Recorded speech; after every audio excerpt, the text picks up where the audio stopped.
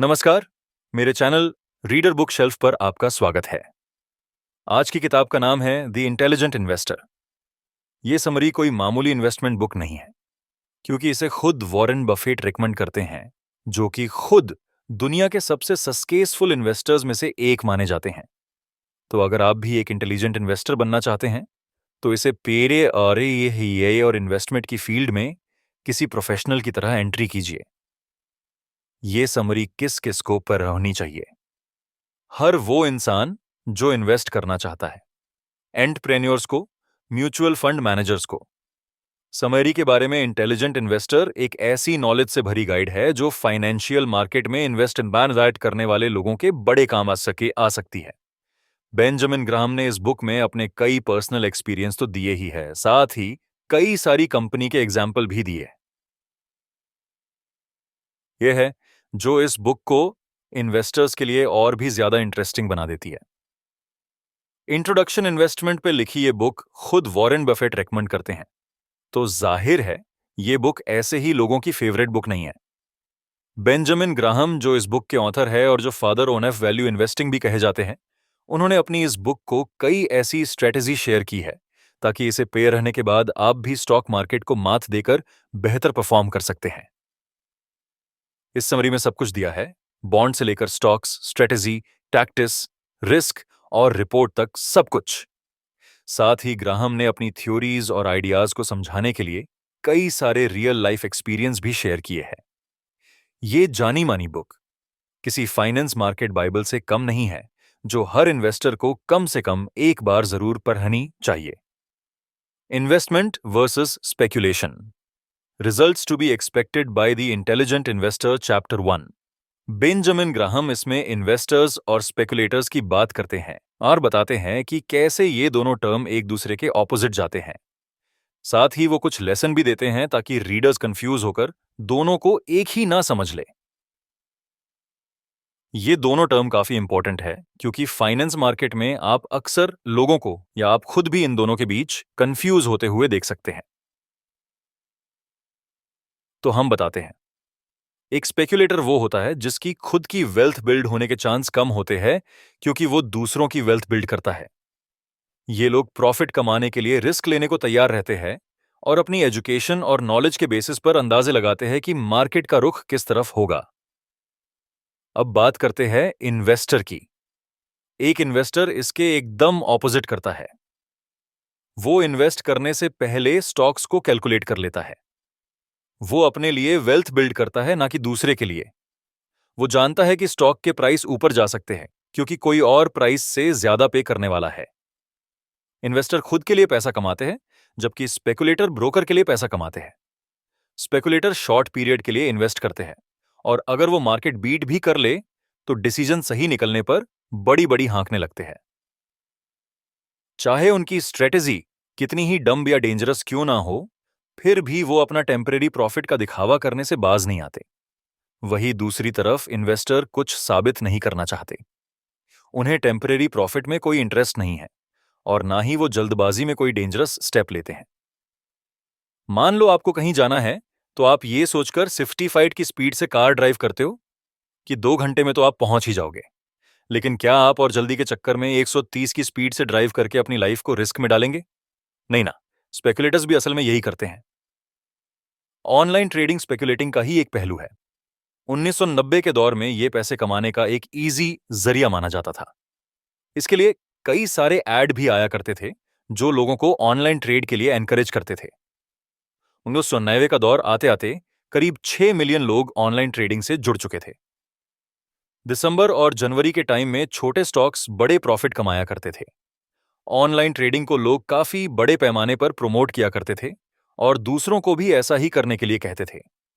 लेकिन जब ज्यादा से ज्यादा लोग इसमें जुड़ने लगे तो रिटर्न भी कम मिलने लगा। एक और टेक्निक है फूलिश 4, जिसे 1990 के टाइम में बहुत बढ़ा चढ़ाकर बताया गया था।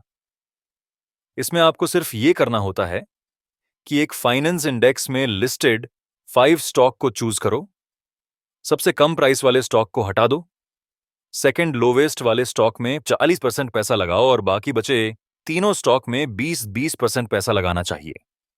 ये प्रोसेस तब तक रिपीट करो जब तक कि आप अच्छा खासा पैसा नहीं कम लेते। बेशक ये तरीका उतना काम नहीं आया जितना कि लोगों को उम्मीद थी। मार्केट को गिराने के बजाय कि उन हजारों लोगों की जिंदगी बर्बाद हो गई जिन्होंने इस स्कीम के हिसाब से अपना पैसा इन्वेस्ट किया था। तो जब स्पेक्यूलेटिंग और इन्वेस्टिंग की बात आए तो आपका किन बातों का ध्यान रखना चाहिए? बस 3 चीजें याद रखना। जब आप सिर्फ स्पेक्यूलेट कर रहे होते हैं तो ये कभी मत सोचना कि आप इन्वेस्ट कर रहे हैं। जैसे ही आप स्पेक्यूलेंटिंग को सीरियसली लेना शुरू करते हो, ये आपके लिए खतरनाक हो जाता है। इसीलिए आपको स्पेक्यूलेटिंग में काफी सोच समझकर ही पैसा लगाना चाहिए। जैसे एक इंटेलिजेंट गैम्बलर कसिनो में अपना सारा पैसा ना लगाकर थोड़ा बहुत लगाता है, इसी तरह आपको भी स्पेक्यूलेटिंग में 10% से ज्यादा पैसा कभी नहीं लगाना चाहिए। गैम्बलिंग यानी सट्टा खेलना इंसान की एक फितरत है जिसे लोग चाहकर भी नहीं दबा पाते। लेकिन फिर भी आपको इसकी लत से बचना चाहिए। जितना हो सके खुद पर कंट्रोल करने की कोशिश करें। सिर्फ यही एक तरीका है जो हमें स्पेक्यूलेशन और इन्वेस्टमेंट के बीच कंफ्यूज होने से बचा सकता है। The investor and inflation Benjamin Graham inflation की बात करते हैं कि ये बॉन्ड को किस तरह से इंपैक्ट करता है। साथ ही वो स्टॉक्स और बॉन्ड के बीच इन्वेस्टिंग के फर्क को भी समझाते हैं और ये भी कि दोनों के फायदे और नुकसान क्या है। डॉलर की वैल्यू कम हो रही है। जो चीज आज से 50 साल पहले आप 1 सेंट में ले सकते थे, वो आज आपको $5 से कम में नहीं मिलेगी। जिनकी इनकम फिक्स्ड है, उन्हें इस इन्फ्लेशन की वजह से काफी प्रॉब्लम फेस करनी पड़ती है। मान लो आज आप $2 में ब्रेड लेते हो और आप $5,000 कमाते हो, जो कि आपकी फिक्स्ड इनकम है और आगे बढ़ने वाली नहीं है। अब जैसा कि हमने कहा, डॉलर की वैल्यू घटती जा रही है, तो आज जो ब्रांड $2 की है वही कल 3, 4 या 5 की भी हो सकती है। लेकिन आपकी इनकम तो वही रहेगी ना, तो आपको आगे चलकर महंगाई की मार झेलनी पड़ सकती है। इसीलिए बेटर है कि स्टॉक्स में इन्वेस्ट किया जाए, ये बॉन्ड्स में इन्वेस्ट करने से बेटर होता है। बॉन्ड वो इन्वेस्टमेंट है जहां आप पैसे लेने वाले यानी बोरोवर को एक स्पेसिफिक अमाउंट उधार पे देते हो, जो आपको कुछ फिक्स टाइम के बाद इंटरेस्ट के साथ वापस मिल जाता है। अब क्योंकि डॉलर की वैल्यू नीचे जा रही है, तो इसका मतलब आप भी तो नुकसान की तरफ जा रहे हो, है ना? तो नतीजन कुछ फाइनेंशियल ऑथोरिटीज ऐसे पोर्टफोलियो एडवाइस करते हैं कि जहां 100% स्टॉक्स हो और बॉन्ड ना हो, पे या को ना हो। पर क्या ये सही डिसीजन होगा? सबसे पहले तो इन्फ्लेशन पे ध्यान दो और ये देखो कि डॉलर की वैल्यू कैसे कम हो रही है, क्योंकि इन्वेस्टर्स के लिए ये ज्यादा लॉजिकल और रीजनेबल रहेगा कि वो फ्यूचर इन्फ्लेशन रेट के हिसाब से अपने डिसीजन ले। हालांकि स्टेटिस्टिक के हिसाब से डॉलर की गिरती वैल्यू आपको स्टॉक्स की तरफ खींच सकती है, पर जब प्राइस कम हुए थे तो स्टॉक के रिटर्न बेहद खराब रहे थे। ये एक चौंकाने वाला फैक्ट है ना? तो आपका प्लान ऑफ एक्शन क्या होना चाहिए? आरईट्स और tips. Rates. Real estate investment trust होते हैं, यानी वो कंपनी जो प्रॉपर्टी से रेंट कलेक्ट करती है। इन्फ्लेशन के टाइम पर यह कंपनी अच्छा परफॉर्म करती है। टीआईपीएस यानी ट्रेजरी इन्फ्लेशन प्रोटेक्टेड सिक्योरिटीज या गवर्नमेंट बॉन्ड। जब इन्फ्लेशन आती है तो इनकी वैल्यू ऑटोमेटिकली ऊपर चली जाती है और इनमें जरा भी रिस्क शामिल नहीं है। एक इंटेलिजेंट इन्वेस्टर के तौर पर आपसे उम्मीद की जाती है कि आप सोच समझकर और लॉजिकल डिसीजन लेंगे जो सिर्फ पास्ट एक्सपीरियंस पर बेस्ड ना हो। लोग दावा करते रहते हैं कि स्टॉक्स पहले से ही बॉन्ड से ज्यादा पॉपुलर है, लेकिन ये डेटा जिस अमाउंट पर बेस्ड है वो 7 स्टॉक्स से भी कम का है। इसी बीच 1800 के दशक में 300 से भी ज्यादा कंपनी दिवालिया हो गई थी और जे पी मॉर्गन जैसी कंपनी किसी तरह सरवाइव करती आई है। ये बड़ी हैरत की बात है, पर सच तो ये है कि हर बार सरवाइव करने के लिए भी उन्हें कई बार फाइनेंशियल नुकसान झेलने पड़े। तो आखिर हम क्यों यूं उम्मीद करें कि स्टॉक के फ्यूचर रिटर्न हमेशा पास्ट जैसे मिलने चाहिए? और अगर हर स्टॉक इन्वेस्टर इसी तरीके से सोचता रहा तो क्या स्टॉक्स ओवर प्राइस नहीं हो जाएंगे? अगर आपको यह चीज समझ नहीं आई तो इसे कुछ इस तरीके से समझो। माइकल जॉर्डन अपने टाइम के बेहतरीन बास्केटबॉल प्लेयर्स में एक से थे। शिकागो बुल्स ने उन्हें एक साल 34 मिलियन पे किया था और वो डिजर्व भी करते थे। लेकिन क्या उन्हें साल के 344 मिलियन या साल का 3.4 बिलियन पे करना सही डिसीजन होता? नहीं।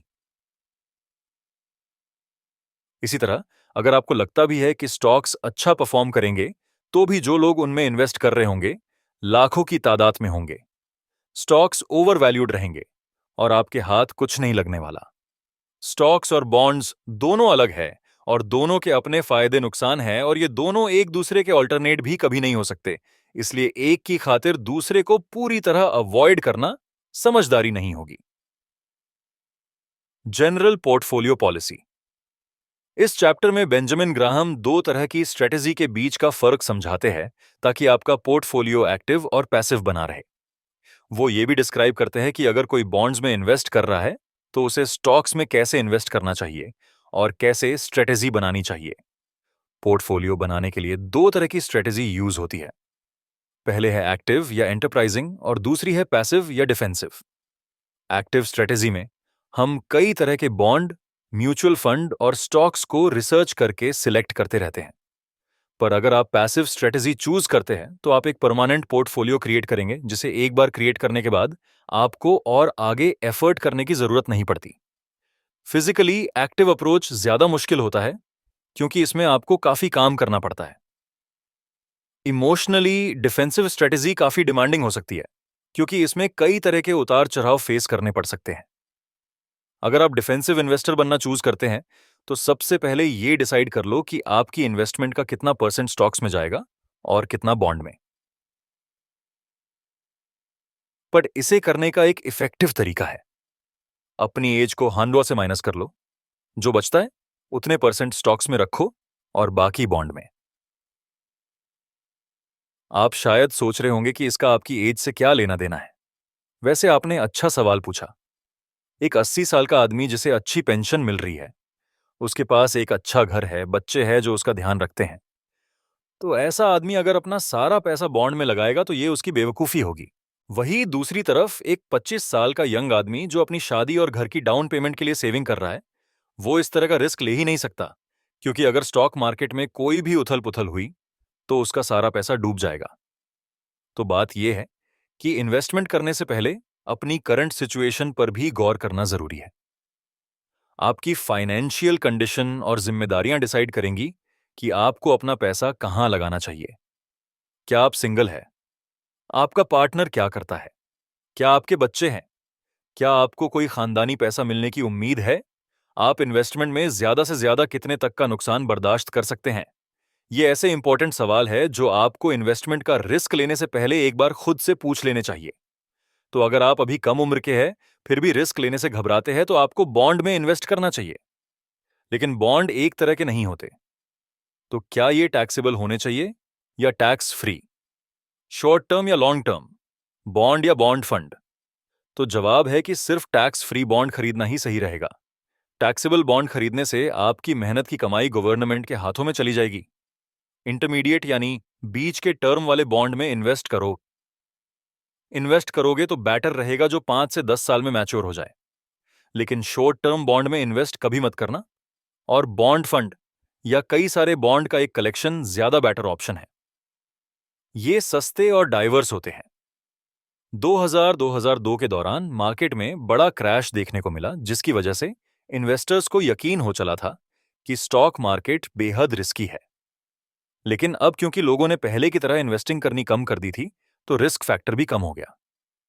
तो अगर आप स्टॉक्स ज्यादा प्रेफर करते हो तो आप कौन से स्टॉक लेना पसंद करोगे? पीटर लिंच, जो कि एक फेमस म्यूचुअल फंड इन्वेस्टर है, बाय व्हाट यू नो, यानी आप जिसके बारे में जानते हैं वो खरीदें के कॉन्सेप्ट पर जोर देते हैं। वो इन्वेस्टर्स को यह मैसेज देना चाहते हैं कि उन्हें कॉमन नॉलेज के बेस पर स्टॉक्स डिस्कवर करने चाहिए।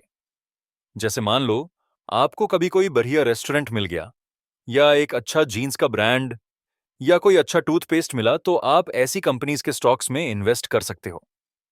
वैसे ये आइडिया भी एक हद तक सही है। कई सारे इन्वेस्टर्स इसीलिए भी मार्केट को बीट कर पाए क्योंकि उन्होंने उन्हीं चीजों में इन्वेस्ट किया था जिनके बारे में वो अच्छे से जानते थे। लेकिन लिंच का रूल तभी काम करेगा जब आप इसे इसके रिजल्ट के साथ फॉलो कर पाएंगे, यानी एक प्रॉमिसिंग कंपनी ढूंढना। तो पहला स्टेप है, दूसरा स्टेप है रिसर्च करना। बदकिस्मती से कई सारे स्टॉक खरीदने वाले लोग सेकंड पार्ट के बारे में भूल ही जाते हैं। एक अमेरिकन सिंगर बारबरा स्ट्रीसैंड का कहना था कि वो रोज स्टारबक्स जाया करती थी और रोज स्टॉक्स खरीदा करती थी, लेकिन वो बेचारी उसके फाइनेंशियल स्टेटमेंट देखना भूल गई थी। कई लोग Amazon.com में भी इन्वेस्ट करते हैं क्योंकि वो इस साइट को फैफ बहुत बार विजिट करते हैं, हालांकि उन्हें इसकी रिपोर्ट की कोई नॉलेज नहीं होती। जिस चीज के बारे में आपको पता है उसे खरीदना एक अच्छी स्ट्रेटेजी है, लेकिन तभी जब आप फाइनेंशियल स्टेटमेंट देखने का कष्ट उठाते हैं। इसीलिए टेक्निकल एज होना इंपॉर्टेंट है और हमेशा फैक्ट्स के बेसिस पर logical decision low. Portfolio policy for the enterprising investor. Negative approach. Graham risky bond के बारे में बात करते हैं जिनसे एक इन्वेस्टर को बच के रहना चाहिए। साथ ही आईपीओ आईपीओ के बारे में डिटेल से बताते हैं और उनमें इन्वेस्ट करने की स्ट्रेटेजी पर भी बात करते हैं। लास्ट में ग्राहम ये भी डिटेल से समझाने की कोशिश करते हैं कि मार्केट प्रिडिक्ट करना बेस्ट टैक्टिक क्यों नहीं मानी जाती। हाई यील्ड बॉन्ड ऐसे बॉन्ड होते हैं जिन्हें ऑफर करने वाली कंपनीज की लो क्रेडिट रेटिंग होती है। अब इसका क्या मतलब है? इसका मतलब है कि अपने उधार को चुकाने करने की वजह से ही इन कंपनीज की रेपुटेशन खराब मानी जाती है और इसकी वजह से इन्हें जंक बॉन्ड कहा जाता है। इन्वेस्टिंग में होने वाले रिस्क पहले ही काफी ज्यादा होते हैं, इसीलिए और ज्यादा रिस्क में पड़ना कोई अच्छी स्ट्रेटेजी नहीं मानी जाएगी। और उनमें भी बुरे होते हैं फॉरेन बॉन्ड। अक्सर लोग दूसरे देशों जैसे ब्राजील, मेक्सिको, नाइजीरिया, रशिया और वेनेजुएला जैसी कंट्रीज के बॉन्ड में इन्वेस्ट करना पसंद करते हैं। लेकिन अगर आप अपनी टोटल इन्वेस्टमेंट का 10% से ज्यादा फॉरेन बॉन्ड में ना लगाए तो ही अच्छा होगा। एक और चीज आपको हमेशा याद रखनी चाहिए, वो ये कि स्टॉक्स को बार बार खरीदना और बेचना यानी ट्रेड नहीं करना चाहिए। मार्केट में हमेशा उतार चढ़ाव आते रहते हैं, तो आप स्टॉक्स बेचते खरीदते रहना चाहेंगे, पर इसका फायदा सिर्फ आपके ब्रोकर को होने वाला है। स्टॉक को खरीदने और बेचने के लिए ट्रेडिंग कॉस्ट देना पड़ता है और ये आपको फायदे के बजाय और ज्यादा नुकसान में डाल देगी। आपको मार्केट को लेकर जल्दबाजी नहीं करनी चाहिए, बल्कि यहां तो पेशेंस ही सक्सेस दिला सकती है। 99 के दशक में यह ट्रेंड चल पड़ा था कि जो कोई भी आईपीओ के स्टॉक खरीदेगा रातों रात करोड़पति बन जाएगा। आईपीओ यानी इनिशियल पब्लिक ऑफरिंग, यानी किसी कंपनी के स्टॉक्स की पब्लिक में फर्स्ट सेल को कहा जाता है। अगर आपने माइक्रोसॉफ्ट के आईपीओ सिर्फ $2 या $100 में खरीदे होते तो वो आज बरचकर 600 हो गए होते। पर लोग ये भूल जाते हैं कि माइक्रोसॉफ्ट सस्केस की ऊंचाइयों को छूने वाली हजारों में एक कंपनी है। हर कंपनी की किस्मत माइक्रोसॉफ्ट जैसी नहीं होती। फिर जब लिनक्स आई तो हर किसी को लगा कि ये दूसरी माइक्रोसॉफ्ट बनने वाली है। लेकिन अगर आप स्टेटिस्टिक पर नजर डालें तो लिनक्स को हर डॉलर का 7% लॉस हो रहा था जो कंपनी में लगा था। पर फिर भी किसी तरह प्रोफेशनल इन्वेस्टर्स के हिसाब से कंपनी की वैल्यू करीब 12.7 बिलियन थी। अगर आपका पड़ोसी कभी आपसे आकर यह पूछे कि क्या आप उसके स्ट्रगल कर रहे नए बिजनेस में 12.7 बिलियन इन्वेस्ट करना चाहोगे, तो आपका जवाब क्या होगा? आप उसकी बात को सीरियसली लोगे या फिर उसे इग्नोर करते हुए अपने काम में लग जाओगे? आप इग्नोर ही करना चाहोगे, क्योंकि कोई भी किसी के नए बिजनेस के लिए इतना बड़ा रिस्क क्यों लेगा भला? तो आईपीओ भी हर कंपनी के लिए बेस्ट बेट नहीं होती है। एक आइडियल वर्ल्ड में इन्वेस्टर को स्टॉक्स तब तक होल्ड करके रखने चाहिए जब तक उसकी कम प्राइस चल रही हो, और तब बेचना चाहिए जब वो ओवर प्राइस्ड हो जाए। लेकिन आप ये कैसे डिसाइड करेंगे कि आने वाले दिनों में मार्केट और भी नीचे जा सकती है, तो अभी अपने सारे स्टॉक्स बेचने सही रहेंगे? जाहिर सी बात है, आप फ्यूचर प्रिडिक्ट तो नहीं कर सकते। आप तो क्या, कई बार बड़े बड़े प्रोफेशनल इन्वेस्टर्स की प्रिडिक्शन भी गलत निकल जाती है। अगर पास्ट एक्सपीरियंस देखें तो हमें पता चल जाएगा कि क्या बेचना चाहिए और क्या खरीदना। लेकिन रियल टाइम में चीजें काफी अलग होती है। इसीलिए पास्ट एक्सपीरियंस के बेस पर प्रिडिक्शन करने की गलती कभी ना करें, क्योंकि जो पास्ट में हुआ था जरूरी नहीं फ्यूचर में भी होगा। क्या आपको मार्केट की डाइवर्स रेंज में इन्वेस्ट करना चाहिए, यानी अलग अलग टाइप के स्टॉक्स में, या फिर आप अपने सारे पैसे एक ही स्टॉक में इन्वेस्ट करना पसंद करेंगे? आपको पता है, अमेरिका के अमीर लोगों ने तो एक सिंगल इन्वेस्टमेंट से ही अपनी सारी दौलत कमाई है। तो यानी अपने पैसे इधर उधर डालने के बजाय एक सिंगल स्टॉक में लगाना ही वाइज डिसीजन होगा। और बात जब स्टॉक की हो तो आपकी फॉरेन पॉलिसी क्या होनी चाहिए? यूएस के बाहर इन्वेस्टमेंट करने में कोई हर्ज नहीं है। कोई नहीं बता सकता कि फ्यूचर में विदेश में क्या होगा या अपने देश में क्या होगा। इसीलिए अच्छा यही होगा कि एक लेस रिस्की पोजीशन में रहा जाए, क्योंकि ये जरूरी नहीं कि इन्वेस्टमेंट के लिए यूएस मार्केट ही हमेशा बेस्ट चॉइस साबित होगी। The investment and market fluctuations. Mister market का फेमस मेटाफर इस चैप्टर में डिस्क्राइब किया गया है, जो हमें मार्केट को समझने में हेल्प करेगा। ग्राहम इंडेक्स और म्यूचुअल फंड की भी बात करते हैं और ये भी बताते हैं कि कौन सा ज्यादा बेटर ऑप्शन है। ज्यादातर टाइम मार्केट एकदम सही प्राइस्ड होते हैं, पर कई बार प्राइस ठीक नहीं होता। कभी कभी प्राइस काफी गलत होते हैं। ऐसे वक्त में मार्केट को एक इंसान की तरह मानकर सोचे मिस्टर मार्केट। अब ये जो मिस्टर मार्केट है वो बाइपोलर है और कई बार कुछ ज्यादा ही पॉजिटिव होकर मार्केट को कुछ ज्यादा ही वैल्यू दे बैठते हैं। और कई बार ऐसा भी होता है जब मिस्टर मार्केट एकदम नेगेटिव होकर मार्केट को अंडर वैल्यू कर देते हैं। तो ऐसे में आपके पास एक ही ऑप्शन है, मिस्टर मार्केट को पूरी तरह नजरअंदाज करो।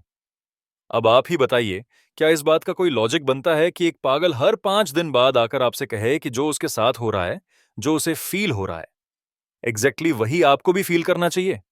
नहीं ना। आप वही फील करोगे जो आप एक्सपीरियंस करोगे। किसी और के इमोशंस में आकर आप अपने इमोशंस तो नहीं बदल सकते। तो फिर क्यों लाखों लोग मिस्टर मार्केट की बात सुनते हैं जो उन्हें बताता है कि उन्हें कैसा फील करना चाहिए? साइकोलॉजिस्ट कहते हैं कि अगर आप लोगों को नंबर का एक रैंडम सीक्वेंस देकर उन्हें बताए कि अगला नंबर बता पाना नामुमकिन है, तो वो कभी भी नेक्स्ट नंबर गेस करने के बारे में सोचेंगे तक नहीं। क्योंकि ह्यूमन नेचर कुछ ऐसा ही है। हमें जो बताया जाता है, हम उसी पर यकीन करते हैं। इन्वेस्टर्स ये सोचकर किसी ग्रो करने वाले फंड्स में इन्वेस्ट करते हैं कि वो आगे भी ग्रो करते रहेंगे। साइकोलॉजिस्ट का मानना है कि इंसान ये समझता है कि शॉर्ट टर्म रिजल्ट से हम लॉन्ग रन का रिजल्ट भी प्रिडिक्ट कर सकते हैं। हमें लगता है कि सिर्फ कुछ ही baseball players home run hit कर सकते हैं, सारे नहीं। और सिर्फ कुछ ही स्टूडेंट्स अच्छे ग्रेड्स ला सकते हैं, सारे नहीं। लेकिन बदकिस्मती से ये स्ट्रेटेजी फाइनेंशियल मार्केट में बिल्कुल भी काम नहीं करती। दो तरह के फंड्स होते हैं जिनमें हम इन्वेस्ट कर सकते हैं, म्यूचुअल फंड्स और इंडेक्स फंड। म्यूचुअल फंड 1924 में इंट्रोड्यूस हुए थे। इन्हें प्रोफेशनली मैनेज किया जाता है, ये चीप और मैनेज करने में आसान होते हैं। वही दूसरी ओर इंडेक्स फंड अलग अलग स्टॉक्स का पोर्टफोलियो होता है, जो किसी फाइनेंशियल मार्केट इंडेक्स जैसे कि S&P और नैस्डैक की परफॉर्मेंस के हिसाब से रिजल्ट दिखाता है। इंडेक्स फंड म्यूचुअल फंड से ज्यादा अच्छा रिटर्न देने के लिए जाने जाते हैं। बस इसमें एक कमी है, इंडेक्स फंड्स बोरिंग होते हैं। ये मार्केट के परफॉर्मेंस के हिसाब से बने होते हैं, इसीलिए ये कभी मार्केट को बीट नहीं कर पाते। कई सारे और फंड्स भी हैं जो इंडेक्स को भी बीट करते हैं। तो आखिर इनकी क्वालिफिकेशन क्या होती है? इनके मैनेजर्स कंपनी के सबसे बड़े शेयर होल्डर होते हैं। अगर मैनेजर को अपनी कंपनी पर भरोसा होगा तभी वो कंपनी के शेयर खरीदेंगे। ये एक तरह से ट्रस्ट की बात है। दूसरी चीज, ये चीप होते हैं। कोई भी फंड अगर ओवरप्राइज्ड हुआ तो मार्केट को बीट कैसे कर पाएगा? तीसरी बात, ये नए इन्वेस्टर्स को इन्वेस्ट करने के लिए इनवाइट नहीं करते, बल्कि अपने ही शेयर होल्डर्स को और ज्यादा इन्वेस्ट करने के लिए एनकरेज करते हैं। और लास्ट में, ये लोग एडवर्टीजमेंट नहीं करते। आखिर कोई क्यों शेयर्स की एडवर्टाइजिंग करके सबको सीक्रेट बताएगा जब तक कि शेयर्स ओवरप्राइज्ड ना हो जाए? The investor and his advisers. इस चैप्टर में ग्राहम इस बात की चर्चा करते हैं कि कुछ इन्वेस्टर्स को प्रोफेशनल एडवाइजर्स की जरूरत भी पड़ती है। तो इसलिए यह पता होना चाहिए कि कहीं आपको भी किसी प्रोफेशनल की जरूरत तो नहीं है। वो आगे हमें डिटेल भी देते हैं कि इन्वेस्टर्स को अपना पैसा लगाने के लिए किस तरह की कंपनी देखनी चाहिए। कुछ लोग इन्वेस्टमेंट डिसीजन अकेले लेना पसंद करते हैं। वो खुद अपने स्टॉक्स पिक करते हैं, जो भी रिसर्च करनी हो खुद करते हैं और खुद ही इन्वेस्ट कर लेते हैं। लेकिन हर किसी के पास एक जैसा एक्सपीरियंस और समझने की या जज करने की एबिलिटी नहीं होती। तो ऐसे में हमें एक प्रोफेशनल की जरूरत पड़ती है जो हमें बता सके कि कहां और कब इन्वेस्ट करना है। तो आपको यह कैसे पता चलेगा कि आपको एक प्रोफेशनल की जरूरत है? तो हम बताते हैं। आपको ये 4 चीजें देखनी है: बड़े नुकसान, बिगड़ा हुआ बजट, अनऑर्गेनाइज्ड पोर्टफोलियो और बड़े बड़े बदलाव। अगर आप उनमें से हैं जो खुद इन्वेस्ट करना पसंद करते हैं और फिर हमेशा नुकसान झेलते हैं, तो आपको प्रोफेशनल लोगों की सख्त जरूरत है। अगर आपको फाइनेंशियल मैटर में काफी दिक्कत आ रही है या आपके खर्चों का बजट फेल हो जाता है, तो भी आपको प्रोफेशनल की हेल्प लेनी चाहिए। एक अनऑर्गेनाइज्ड पोर्टफोलियो एक और निशानी है। अगर आपके पोर्टफोलियो में कई तरह के स्टॉक्स हैं, जैसे कि आपने सिर्फ ये सोचकर 13 अलग तरह के इंटरनेट स्टॉक्स ले रखे हैं कि टेक्नोलॉजी आपको प्रॉफिटेबल लगती है, तो भी आपको एक प्रोफेशनल गाइड की जरूरत है। लास्ट में अगर आप अपनी लाइफ में किसी मेजर चेंज से गुजर रहे हैं, कोसे जैसे रिटायरमेंट प्लान सेट करना या बच्चों को कॉलेज भेजना, तो भी आपको प्रोफेशनल की हेल्प लेनी चाहिए। किसी ऐसे प्रोफेशनल को ढूंढो जिस पर आप आंख मूंद कर भरोसा कर सको। जब आपको उन पर पूरा भरोसा होगा, तभी आप अपना पैसा उनके हाथ में दे पाएंगे। एक बार अगर कोई ऐसा आपको मिल जाए, तो यह भी पता कर लेना वो अपने काम में कैसे है। आप उनके साथियों से आप उनके बारे में पूछताछ कर सकते हो। आपको यह भी पता करना चाहिए कि जिस इंसान पर आप भरोसा कर रहे हो, क्या वो इतने एक्सपर्ट है कि आपकी हेल्प कर सके, और यह भी देखना कि वो वाकई में आपके काम आ सकते हैं या नहीं। उनसे अच्छी तरह से सवाल जवाब करने के बाद ही आप उन्हें बेहतर जान पाएंगे। लेकिन आप ये कैसे डिसाइड करोगे कि स्टॉक में आपको कितना पैसा लगाना चाहिए? तो आपको यहां कंपनी के लॉन्ग टर्म की पॉसिबिलिटी को देखना चाहिए। कम से कम 5 सालों की रिपोर्ट चेक करो और पता लगाओ कि कंपनी आगे चलेगी भी या नहीं। दूसरी चीज, आपको यह भी पता होना चाहिए कि कंपनी कैसे मैनेज होती है। मैनेजर्स को इकोनॉमी को दोष देने के बजाय अपनी गलतियां और फेलियर को स्वीकार करना चाहिए। साथ ही आपको कंपनी की फाइनेंशियल ताकत, यानी वो कितनी फाइनेंशियली स्ट्रांग है, यह पता होना चाहिए। इसका मतलब यह है कि आपको यह चीज पक्का करना है कि कंपनी जितना यूज करती है, उससे ज्यादा कैश प्रोड्यूस करे। कंपनी ऐसी पोजीशन में कभी ना रहे कि जहां इस पर बड़ी बड़ी लायबिलिटी और देनदारी हो और ये अपने खर्चे भी ना उठा सके, क्योंकि आपको एक ऐसी कंपनी चाहिए जो प्रॉफिट पर चलती हो। थिंग्स टू कंसिडर अबाउट पर share earnings. Graham short short-term earnings की बात करते हैं और बताते हैं कि ये कैसे हमारे लिए बेहद धोखेबाज साबित हो सकते हैं। वो आगे ऐसी 4 कंपनी का एग्जाम्पल भी देते हैं जो हमें ये समझने में हेल्प करेगी कि शॉर्ट टर्म रिपोर्ट क्या कर सकती है। यहां आपके लिए ऐसी 2 सलाह है जो आपको कभी नहीं भूलनी चाहिए। 8, एक सिंगल ईयर की अर्निंग को ज्यादा सीरियसली मत लो। 2, अगर आप शॉर्ट टर्म नर्सिंग अर्निंग्स पर ध्यान देते हो, तो पहले यह देख लो कि कहीं कोई जाल या छुपा हुआ रिस्क ना हो। इसका मतलब यह है कि क्या खेत है। कई सारी कंपनी इन्वेस्टर्स को धोखे में रखने के लिए अपनी फाइनेंशियल रिपोर्ट के साथ छेड़छाड़ करती है। तो इस बात का पता लगाने के 2 तरीके हैं। 8, रीड बैकवर्ड्स, यानी आप लास्ट पेज पहले पढ़ो, फिर फ्रंट से फ्रंट पेज पढ़ो। हो सकता है कि कंपनी जो इन्वेस्टर्स से छुपाना चाहती है, वो शायद आपको लास्ट पेज में मिल जाए। 2, रीड द नोट्स। डेट और लोन के बारे में ज्यादातर इंफॉर्मेशन फुटनोट्स में ही कहीं छुपी रहती है। अब चलिए उन 4 स्टॉक्स को कंपेयर कर लेते हैं जिनमें मैंने 1999 के दशक में इन्वेस्ट किया था। ये कंपनी है एमर्सन इलेक्ट्रिक को, EMC Corp, Expeditors International of Washington Inc और एक्सोडस कम्युनिकेशंस इंका। इनमें से सबसे महंगे स्टॉक्स थे एमर्सन इलेक्ट्रिक के, जो बाद में सबसे सस्ते हो गए थे क्योंकि स्टॉक्स ने अंडर परफॉर्म किया था। लेकिन कंपनी का क्या? ये कंपनी बिलियन डॉलर का सामान बेचती थी और टाइम के साथ इसकी अर्निंग भी काफी बढ़िया तरीके से बेरच रही थी। ईएमसी कॉर्प के स्टॉक्स 1990 के दशक में बेस्ट परफॉर्मिंग स्टॉक्स हुआ करते थे, जो करीब 41,000% तक बढ़े थे। हालांकि उनका प्रॉफिट 1995 और 1999 के दौरान थोड़ा बहुत नीचे आया था, पर इसके बावजूद ये एक हाईली प्रॉफिटेबल स्टॉक रहा। एक्सपेडिटर्स इंटरनेशनल साल के अंत में अचानक ही ऊपर चढ़ा, पर तब तक उतना अच्छा परफॉर्म नहीं कर रहा था। हालांकि इस बात में कोई शक नहीं है कि ये एक एक्स्ट्रा ऑर्डिनरी बिजनेस है और इन्वेस्टर्स के बीच उतना पॉपुलर नहीं है।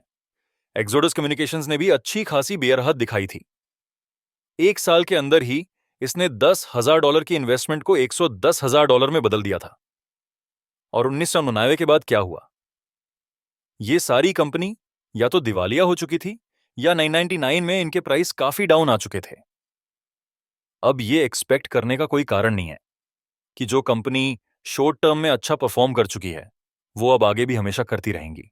आपको पहले कई सारी कंपनी की शनिचर कमाई को की फाइनेंशियल रिपोर्ट देखनी चाहिए और ये चेक करना चाहिए कि कंपनी कितने सालों से कंसिस्टेंट रही है। कुल मिलाकर आपको रिपोर्ट में दी गई हर एक लाइन पर गहराई से सोच विचार करना पड़ेगा। Stock selection for the defensive investor. अगर कोई इन्वेस्टर रिस्क नहीं लेना चाहता तो ग्राहम एक्सप्लेन करते हैं कि ऐसे इन्वेस्टर्स को किस टाइप के स्टॉक्स लेने चाहिए।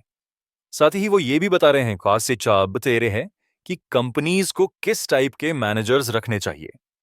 इसीलिए स्टॉक सिलेक्शन ऐसी चीज है जो को आपको करने की जरूरत नहीं पड़ेगी। खैर, इसके बावजूद कुछ इन्वेस्टर्स खुद रिसर्च करना पसंद करते हैं और लास्ट में अपनी चॉइस से ही स्टॉक्स पिक करते हैं। तो ऐसे लोगों के लिए जो खुद अपने स्टॉक्स पिक करना चाहेंगे उन्हें किस टाइप की कंपनी अवॉइड करनी चाहिए? अगर आप रिस्क टेकर नहीं हैं तो ऐसी कंपनी एकदम अवॉइड करो जिनकी वर्थ $2 बिलियन से कम होती है। कंपनी की फाइनेंशियल कंडीशन स्ट्रांग होनी चाहिए और करंट अर्निंग उनकी लायबिलिटी से डबल होनी चाहिए, और ना सिर्फ अर्निंग अच्छी होनी चाहिए बल्कि कंसिस्टेंसी भी रहनी चाहिए और कंपनी को अपनी अर्निंग कम से कम तो 1/3 इंक्रीज करनी ही चाहिए, वो करनी ही चाहिए। एक इन्वेस्टर के तौर पर आपको पीई रेशियो या प्राइस अर्निंग रेशियो चेक करने चाहिए। ये एक इंडेक्स है जो करंट प्राइस और अर्निंग के बीच का फर्क दिखता है, तो ये फर्क मॉडरेट होना ही चाहिए। प्राइस बुक रेशियो भी मॉडरेट होना चाहिए। ये प्राइस अर्निंग रेशियो की तरह ही है, लेकिन साथ ही इसमें लायबिलिटी और डेट भी आते हैं और ये 1.5 से ज्यादा नहीं होना चाहिए। स्टॉक पिक करना एक स्किल है जो हर किसी को नहीं आती, ये स्किल सीखनी पड़ती है। जैसे म्यूजिशियन कॉन्सर्ट से पहले प्रैक्टिस करते हैं या एथलीट कंपटीशन से पहले खुद को तैयार करता है, ऐसे ही स्टॉक पिकिंग में भी प्रैक्टिस की जरूरत पड़ती है। आप चाहे तो हाइपोथेटिकली शेयर्स और स्टॉक्स खरीदकर अपने रिटर्न ट्रैक कर सकते हो और फिर उसके बाद ही डिसाइड करो कि आप रियल में इन्वेस्ट करने के लिए रेडी हो या नहीं। ऐसी कई वेबसाइट अवेलेबल है जिन पर जाकर आप रिवॉर्डिंग स्टॉक्स का पता लगा सकते हो। एक और बात का ख्याल रखो कि बिजनेस कौन चला रहा है। ये लोग ऐसे होने चाहिए जो मैनेजर की तरह बल्कि कंपनी के ओनर की तरह सोचते हों। इसका पता लगाने के लिए आपको ये पता करना होगा कि कंपनी की रिपोर्ट समझ में आती है या नहीं आती। अगर आती है तो मतलब कंपनी का ओनर एक अच्छा बॉस है। दूसरी चीज ये देखो कि कहीं कुछ ऐसा तो नहीं है जो अजीब लगे और जो बार बार हो रहा हो, तो ये समझ जाना कि ये कंपनी इन्वेस्टमेंट के लिए ठीक नहीं है। Convertible issues and warrants. Benjamin Graham convertible bond के बारे में बताते हुए कहते हैं कि कैसे इनमें हमें बॉन्ड और कॉमन स्टॉक्स दोनों के फायदे मिलते हैं। साथ ही एक इन्वेस्टर को इन्वेस्टिंग से पहले 4 तरह की कंपनीज के बारे में जानना चाहिए। कन्वर्टेबल बॉन्ड एक तरह का बॉन्ड है जो कुछ कॉमन स्टॉक्स और इक्विटी शेयर्स में कन्वर्ट की जा सकती है। आप चाहो तो बॉन्ड अपने पास रखकर उसका इंटरेस्ट लेते रहो या फिर उसे किसी कॉमन स्टॉक के बदले एक्सचेंज कर दो, लेकिन क्योंकि इसी वजह से इसमें इंटरेस्ट रेट भी कम होता है। लेकिन अगर इसे स्टॉक में बदला जाए तो रिटर्न कॉमन स्टॉक से कहीं बेटर मिलते हैं। ये एक तरह से आम के आम गुठलियों के दाम वाली बात है, क्योंकि इसमें रिस्क ना के बराबर है और प्रॉफिट भी अच्छा मिलता है। तो बात अगर कंपनियों की करें तो 4 तरह की कंपनी होती है जिस पर आपको ध्यान देना है। एथ, एक ओवर प्राइस्ड कंपनी, कुछ कंपनीज का एक एम्पायर। 3, एक छोटी फर्म जो बड़ी फर्म को टेक ओवर करती हो। 4, किसी बेकार कंपनी की initial public offering. Lucent technology भी एक ऐसी ही कंपनी थी। इसकी वर्थ थी 192.9 बिलियन और ये वर्ल्ड की 12वें नंबर की मोस्ट वैल्यूएबल कंपनी मानी जाती थी। पर अगर आप रिपोर्ट्स थोड़ा ध्यान से देखें तो पाएंगे कि लूसेंट ने एक सप्लायर क्रोमाटिस नेटवर्क्स को 4.8 बिलियन में खरीद लिया था। कंपनी कोई रेवेन्यू जनरेट नहीं कर रही थी और उनके पास मुश्किल से इंफ्रा एम्प्लॉयज थे। ऊपर से कंपनी ने 1.5 बिलियन डॉलर्स का लोन दे रखा था। 2008 में कंपनी ने क्रोमाटिस डिवीजन बंद कर दिया था। एक और ऐसी ही कंपनी है टाइको इंटरनेशनल लिमिटेड, जिसकी वैल्यू 2001 में वो $14 बिलियन थी। पर इसके बावजूद कंपनी ने $7 मर्जर या रीस्ट्रक्चरिंग के लिए खर्च कर डाले थे। तो एक इंटेलिजेंट इन्वेस्टर होने के नाते आपको ये सारे सवाल पूछने चाहिए और फाइनेंशियल रिपोर्ट देखने चाहिए। जो भी फाइनेंशियल रिपोर्ट चेक करे उसे इस तरह के रिस्की बिजनेस में पैसा कभी नहीं लगाना चाहिए। जैसा कि एक्सपेक्टेड था, 2002 में टाइको को 9.4 बिलियन का नुकसान उठाना पड़ा। एक इंटेलिजेंट इन्वेस्टर होने के नाते आपसे उम्मीद की जाती है कि आपको यह पता होना चाहिए कि कंपनी कब ओवरप्राइज्ड है। बेशक ऊपर से कंपनी फलती फूलती लगे, पर थोड़ी बहुत रिसर्च करोगे तो आपको खुद ही कमियों का पता चल जाएगा। A comparison of 8 pairs of companies. Graham कुछ कंपनीज का एग्जाम्पल लेते हुए ये डिस्क्राइब करने की कोशिश करते हैं कि शॉर्ट टर्म रिपोर्ट अक्सर इन्वेस्टर्स को धोखे में डालती है। साथ ही वो उस जिम्मेदारी पर भी फोकस करते हैं जो कंपनी की अपने शेयर होल्डर्स के प्रति होनी चाहिए। वो डिटेल से बताते हैं कि क्यों किसी कंपनी का शेयर होल्डर होने के नाते ये इंपॉर्टेंट है कि कंपनी आपके साथ ऑनेस्टी का बर्ताव करे। ग्राहम यहां अपनी बात रिस्क का टॉपिक लेते हुए खत्म करते हैं कि रिस्क इन्वेस्टर्स के साथ जुड़े हैं, न कि स्टॉक्स के साथ। एक बात याद रखना, अच्छी स्टॉक जैसी कोई चीज नहीं होती, सिर्फ अच्छे स्टॉक प्राइस होते हैं जो आते जाते रहते हैं। यहां हम कुछ कंपनीज का जिक्र कर रहे हैं जिनके बारे में पढ़ना जरूरी है ताकि आप ये समझ पाएं। सिस्को एंड सिस्को 2000 में सिस्को दुनिया की मोस्ट वैल्यूएबल कॉरपोरेशन बन गई थी। कंपनी अपना डेटा इंटरनेट पर मैनेज करती थी। अपनी मेजर सक्सेस के कोई 10 साल बाद जाकर यह कंपनी पब्लिक हुई थी। वही दूसरी तरफ एक और कंपनी है सिस्को कॉर्प। ये किचन को फूड सप्लाई करती है। अगर आप किसी भी आम आदमी से इन दोनों कंपनियों के बारे में पूछोगे तो वो सिस्को में इन्वेस्ट करने को बोलेगा। हमारे माइंड में जो मेंटल इमेज बनी है उसके हिसाब से ही हम बगैर छानबीन किए डिसीजन ले लेते हैं। लेकिन अगर आप गहराई से जांच पड़ताल करो तो जानते हो क्या पता चलेगा? सिस्को की ग्रोथ एक्विजिशन की वजह से हुई है। वही सिस्को ने भी इसी दौरान कुछ कंपनीज को अपने अंडर लिया था, हालांकि उन्होंने काफी कम अमाउंट पे किया था। चलो एक और एग्जाम्पल लेते हैं, याहू और यम। शाही नेम में याहू लॉन्च होते ही 1 महीने के अंदर अंदर डबल हो गई थी। इसके 90% स्टॉक एम्प्लॉइज के पास थे और हजारों लोग तब याहू के शेयर खरीदना चाहते थे। वही दूसरी तरफ यम ने याहू का 17 गुना ज्यादा कमाया। इसके बावजूद इसकी वैल्यू बेहद कम बढ़ी। तो शॉर्ट टर्म कॉन्टेस्ट याहू ने जीता, जिनकी अर्निंग एक ही महीने में बेतहाशा बढ़ती गई। आखिर लास्ट में अर्निंग ही मैटर करती है, क्योंकि याहू की अर्निंग यम से कहीं आगे थी। सीएमजी और सीजीआई। 2000 में सीएमजीआई को 1136 का गेन हुआ था। वही दूसरी तरफ सीजीआई एक कोल्ड स्टॉक थी। इसकी नेटवर्थ इनकम नीचे गिरती जा रही थी कि अचानक चीजें एकदम से रिवर्स गियर में चलने लगी जब इसके स्टॉक में 43% की बढ़ोतरी हुई। Red hat and brown shoe. Red hat Linux software का एक डेवलपर था जिसने शुरुआत में $60 पर शेयर ऑफर किया और बाद में इसे 2% का प्रॉफिट हुआ। वहीं अगर ब्राउन शू की बात करें तो ये एक होलसेल शू मैन्युफैक्चरर था जिसके स्टॉक्स काफी नीचे चल रहे थे। लेकिन ऐसा क्यों था? रेड हैट का नाम तो काफी कूल था ही, साथ ही इसके पास इंटरनेट और सॉफ्टवेयर जैसी पावर भी थी। हालांकि इनकी वैल्यू आगे और नहीं बढ़ेगी। इन सारे एग्जाम्पल से आपको जो चीज समझ में आई वो ये कि किसी भी कंपनी का स्टेट्स हमेशा एक जैसा नहीं रहता। कुछ कंपनीज 1 या 2 महीने के टाइम में बढ़िया परफॉर्म करती है या साल में भी, पर लॉन्ग रन में फेल हो जाती है। चांद है। जबकि कुछ कंपनीज जो हमें लगता है कि अच्छा कर रही है कई बार ओवर वैल्यूएड होती है। तो पहले ये सारी कमियां चेक करे, उसके बाद ही इन्वेस्ट करे। एक इन्वेस्टर के तौर पर आपको यह ध्यान रखना है कि शेयर खरीदते वक्त आप भी कंपनी के ओनर बन जाते हो। फिर उस कंपनी का बोर्ड ऑफ डायरेक्टर्स हो या फिर सीईओ, हर कोई आपके प्रति जवाबदेह होता है। अगर आपको कंपनी के मैनेजमेंट का तरीका पसंद नहीं है तो आपका हक है कि आप मैनेजर से जवाब सवाल करो या फिर आप प्रॉपर्टी को बेचने की डिमांड भी कर सकते हो।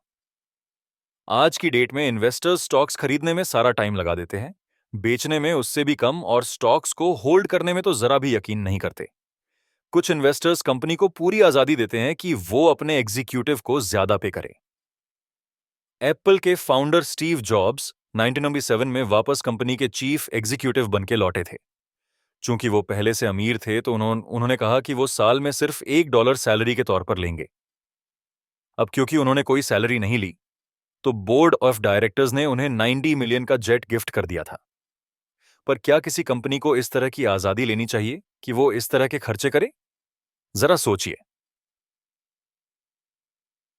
एक ऑनर होने के नाते आपके पास ये ऑथोरिटी है कि आप उन लोगों से जवाब मांगे जो आपके नीचे काम करते हैं। ऐसे हर डिसीजन पर आपको सवाल उठाने का हक है जो आपको लगता है कि कंपनी के फेवर में नहीं है। जिस कंपनी में आपने इन्वेस्ट किया है वो कंपनी हमेशा तरक्की करे और आगे बढ़े, यही आपका गोल होना चाहिए। अब आते हैं रिस्क पर। रिस्क के कई डेफिनेशन हो सकते हैं और वो डेफिनेशन क्या है ये काफी हद तक टाइम पर भी डिपेंड करता है। जैसे कि 1999 में रिस्क का मतलब पैसे का नुकसान नहीं था, बल्कि इसका मतलब था औरों से कम पैसे कमाना। फिर 2003 आते आते ये डेफिनेशन चेंज हो गई। अब इसका मतलब है आपके पास जो थोड़े बहुत पैसे बचे थे, स्टॉक मार्केट में उसका नुकसान होना। तो देखा आपने, मार्केट बदला तो मीनिंग भी चेंज हो गई, लेकिन रिस्क से जुड़े फैक्टर वही सेम है। बेशक आप इन्वेस्टिंग में नुकसान को पूरी तरह अवॉइड नहीं कर सकते, थोड़ा बहुत पैसे का लॉस तो आपको झेलना पड़ेगा, लेकिन इंपॉर्टेंट यह है कि कहीं आप अपना सारा पैसा ना हार जाओ। एक इंटेलिजेंट इन्वेस्टर यह समझता है कि रिस्क स्टॉक्स में नहीं बल्कि हमारे अंदर है। रिस्क इस बात में है कि आप इन्वेस्टमेंट बिजनेस में एंटर करने के लिए कितने तैयार हो। आपको यह पता होना चाहिए कि क्या आप इन्वेस्टमेंट के बारे में उतनी नॉलेज रखते हो जितना आपको लगता है। दूसरी चीज, अगर आपकी एनालिसिस गलत साबित हुई तो आप क्या करोगे? इन्वेस्टिंग से पहले आपको अपने करेक्ट होने के चांस पर गौर करना चाहिए और यह भी ध्यान रखना चाहिए कि अगर कहीं आपका आइडिया गलत हुआ तो फिर आप क्या करोगे। ये सारे सवाल स्टॉक्स में शामिल रिस्क से कहीं ज्यादा अच्छे रिस्क जानने के पैरामीटर हैं। रिस्क पर नजर बनाए रखने का एक अच्छा तरीका है कि हम मार्जिन OF सेफ्टी का कॉन्सेप्ट यूज करें। ये एक कुशन की तरह है जो आपको किसी भी भारी नुकसान से बचाकर रखेगा। वैसे लॉस आपको फिर भी होगा पर नेट इफेक्टिव नेगेटिव नहीं होगी। बट आप ये करेंगे कैसे? आपको बस इतना करना है कि जो भी खरीदना है उस वक्त खरीदो जब उसके प्राइस इंट्रिसिंक प्राइस से कम हो। आप ये बार अपने हिसाब से सेट कर सकते हो, लेकिन ये ध्यान रहे कि प्राइस कभी भी उस स्टॉक या बॉन्ड की ट्रू वैल्यू के ज्यादा क्लोज ना हो जिस पर आप इन्वेस्ट करना चाहते हो। मान लो किसी चीज का रेट आज $1 है, तो काफी हद तक मुमकिन है कि कल इसका रेट 50 सेंट हो जाए या फिर $2 भी हो सकता है, क्योंकि कल क्या होगा कोई नहीं जानता। लेकिन अगर मुझे आज ये पता है कि इंट्रिंसिक वैल्यू 15 वो शायद या ज्यादा है, तो उस स्टॉक को खरीदना मेरे लिए सेफ रहेगा। हालांकि मुझे नुकसान हो भी सकता है और नहीं भी, पर नुकसान होने के चांस जरूर कम हो जाएंगे। तो इस तरह की एनालिसिस हमारे फाइनेंशियल करियर में काफी बड़ा फर्क ला सकती है। तो इस तरह की सिंपल स्ट्रेटेजी और टैक्टिस आपको एक स्मार्ट इन्वेस्टर बनने में काफी हेल्प करती है। कंक्लूजन, तो आपने इस समरी में फाइनेंस मार्केट के बारे में पढ़ा और हमें यकीन है कि अब आप इन्वेस्टमेंट की दुनिया में कदम रखने के लिए पूरी तरह से तैयार होंगे। इस समरी ने आपको long term and short term strategy के बारे में सिखाया ताकि आप एकदम रिस्क फ्री इन्वेस्टमेंट कर सके और ज्यादा से ज्यादा प्रॉफिट कमा सके। आपने इसमें करीब 1 दर्जन से भी ज्यादा कंपनीज की कहानियां जानी और समझी कि स्टॉक मार्केट रियल लाइफ में कैसे काम करता है। आपने कई इंपॉर्टेंट इन्वेस्टमेंट जैसे बॉन्ड और कन्वर्टेबल बॉन्ड के बारे में भी जाना। अब जबकि आपने ये बातें जान ली है, तो हमें उम्मीद है कि आप किसी भी वॉल स्ट्रीट इन्वेस्टर को कंपटीशन दे सकते हो और फाइनेंशियल वर्ल्ड में अपना नाम कमा सकते हो। Here the end of the video, and stay tuned for more videos in this channel for about an investing topic.